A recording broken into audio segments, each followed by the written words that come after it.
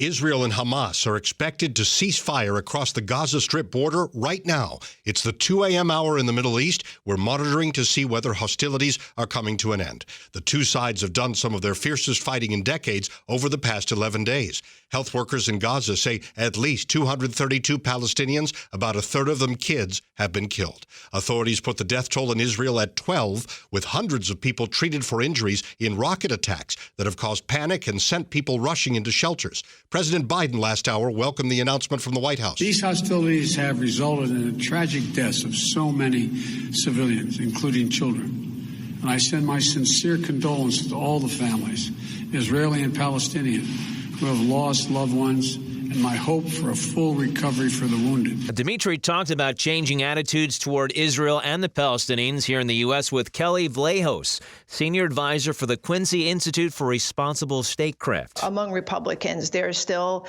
a very stalwart defense of Israel and its right and ability to defend itself. But on the Democratic side, you've definitely seen some shifting in public opinion. There seems to be a strong and vocal opposition to the United States giving a blank check and political cover to Israel's behavior on the Palestinian issue. It just didn't happen overnight. This has been happening over the last several years, particularly under Benjamin Netanyahu's more hard-line administration. He has completely abandoned the peace process, pushed through annexing of disputed territory, bulldozed houses. He's moved settlers into these spaces and has done everything to make sure that that peace process is dead at the side of the road. Americans have been watching this and they're saying, hey, we promised and pledged to be a fair broker. And we tried through all of these past administrations to do that.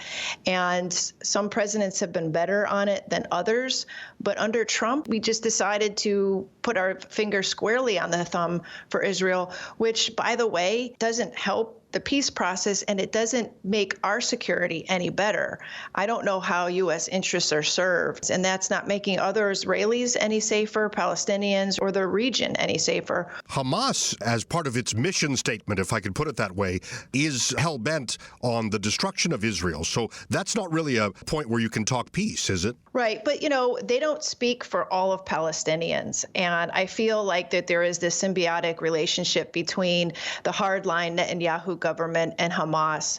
Is politically beneficial for Netanyahu to be seen as tough and carrying out this tough response against Gaza and be very hardline about it.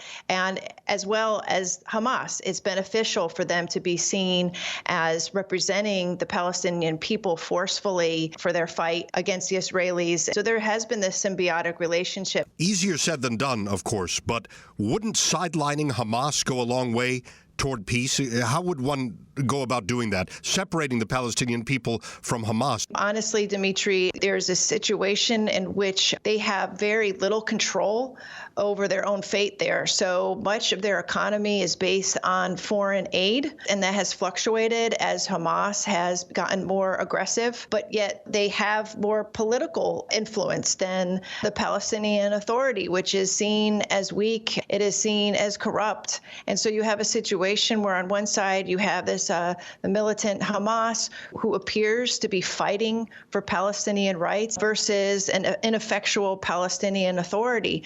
I think it is easier said than done. How do you separate the militancy, the terrorism that's deployed by Hamas from the people so that you can start moving forward and trying to extricate and fight for new policies that allow them freedom of movement and the same kinds of rights and liberties as their Israeli neighbors do. That's Kelley Vlahos, senior advisor for the Quincy Institute for Responsible Statecraft on Skype. Vlahos is a WTOP alum.